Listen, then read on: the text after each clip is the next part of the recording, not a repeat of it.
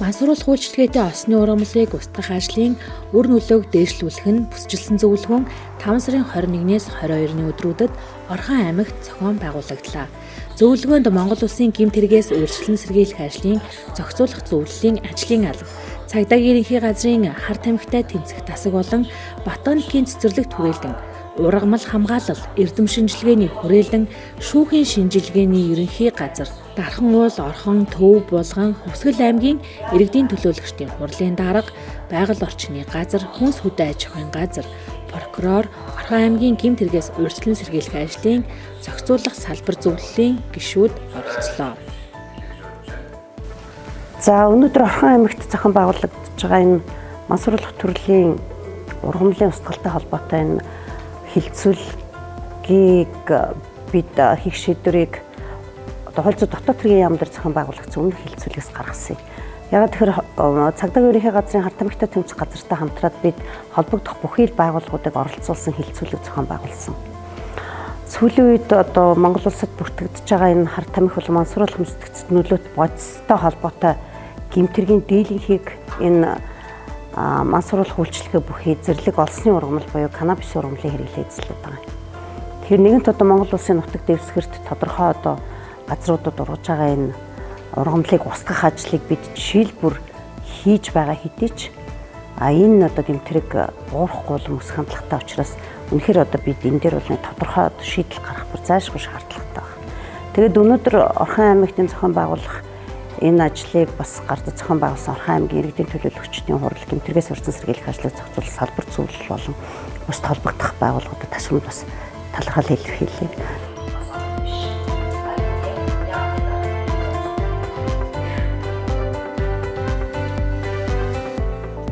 Энэ 2 өдрийн хугацаанд бид ерөөсөө хамгийн гол нь орон нутагт нөхцөл байдал ямар байна?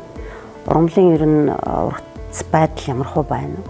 За тэгээд энд өнөөдөр гол нь бас авчирсан гол нь шинжилгээ ухааны академийн ботаникийн хүрээлэн, ургамал хамгааллын хүрээлэн, химийн хүрээлэн гээд Дархан уул аймгийн бас холбогдох одоо хүрээлэнгийн хүмүүс ч бас байгаа юм. Тэгэхээр бид мэрэгжлийн хүмүүсийн одоо зөвлөгөөний дагуу энэ эдгээр энэ шинжилгээ ухааны энэ академийн энэ хүрээлэнгүүд дээр судалгаанууд хийгдсэн. Манайтай хамтраад ботаникийн хүрээлэн тархацаахаа судалгааг хийдэг. Хоёрдугаар тэгвэл ургамал зүүн талаас судалгаа хийгдсэн. Энэ ямар ургамал юм, яадгийн, хэдий дөрвөлдгийн одоо үйлчилгээ нь чухам ургамлынхаа одоо юу үндсэнд нь байгаа мó, өрөнд нь байгаа мó, навчинд нь байгаа мó, ишинд нь байгаа мó гэд бүгдийг тодорхой болгоцсон байж байгаа.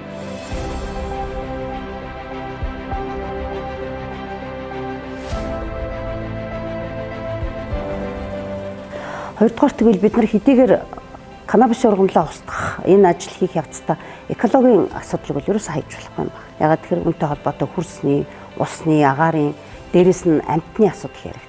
Ерөөсөө энэ хүрээлэн байгаа орчин өөрөө юм учраас эргээд энэ маань өөрөө хүмүүсийн эрүүл мэндэд нөлөөлөх ялангуяа тарилангийн талбай, хаягдсан болон үнжүүлсэн тарилангийн талбайд ургаж байгаа энэ ургамлыг зөв устгахгүй бол дараа нь бид одоо тэнд хүнсний ногоо, Улаанбаатар тарилах асуудал гарвал энэ өөрөө эргээд хүнсний аюулгүй байдалтай холбоотой асуудал болно.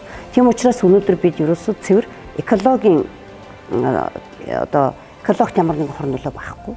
Ахаад дээрэс нь хамгийн үр дүнтэй аргаар одоо энэ устгал арга хэмжээг зохион байгуулж энэ ургамлыг устгах энийг л зарж өнөөдөр цугларсан. Зэрлэг олсны ургамлыг устгах ажлыг 2013 оноос хойш тасралтгүй мэргэжлийн байгууллагууд шат дараатай хийсээр байгаа юм. Нийтлэг байгаа олсны ургамлыг устгаснаар гэмт хэргийн гаралт буурах үзүүлэлттэй байна. Энэхүү зөвлөгөөнөөр мэргэжлийн бүх байгууллагууд устгал, сургалтын чиглэлээр мэдээлэл авч дараагийн хийх ажлын гол суурь болох үец томоохон арга хэмжээ болсон юм а. За сүүлийн жилүүдэд одоо хар тамхи мансууруулах үзтэй гэмтрэг бол жил дунджаар одоо 250-аас 260 гэмтрэг бүртгэж байна. Тэгээд энэ тоо мэдээллийн хувьд бол жил болгон энэ төрлийн гэмтрэг бол өсөж байна.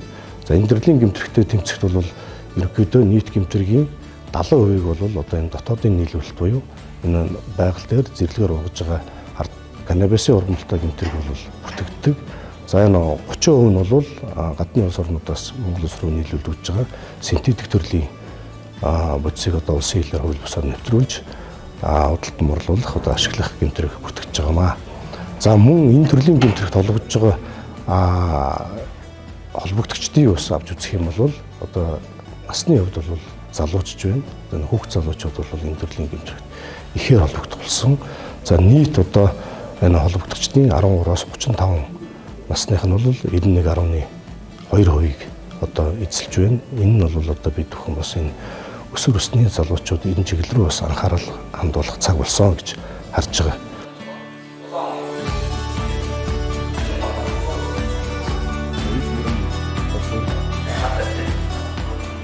Тэгээд бид бүхэн энэ дотоодын нийлүүлэлттэйгээ тодорхой хэмжээнд үр дүнтэй тэмцэж чадсанаар энэ төрлийн гэмтрийг бууруулах, за энд одоо холбогдож байгаа хэрэглэгч домтогч нартай хяналт тавих зэрэг одоо ихээхэн ач холбогдолтой ажил болно гэж харж байна.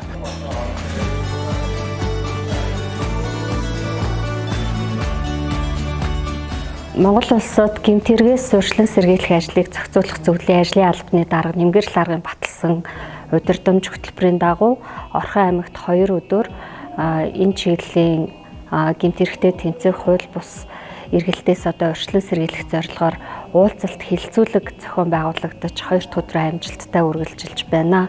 Энэ хилцүүлэг үндсэндээ 3 хүрээнд одоо бэлтгэж Орхон аймаг зохион байгуулж явууллаа.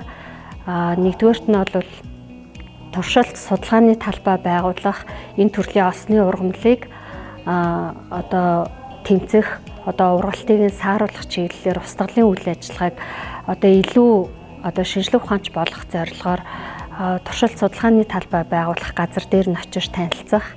Нэгдүгээрт, хоёрдугаарт нь харт тамхитай тэмцэх газрын одоо чиглэлийн мөрдөгчдийн сургаалт, гуравдугаарт нь одоо аймагуудын устгалын арга хэмжээг зохион байгуулж байгаа талаар одоо туршлага солилцох, мэдээлэл өгөх гэсэн ийм хүрээнд бол амжилттай явагдаж байна.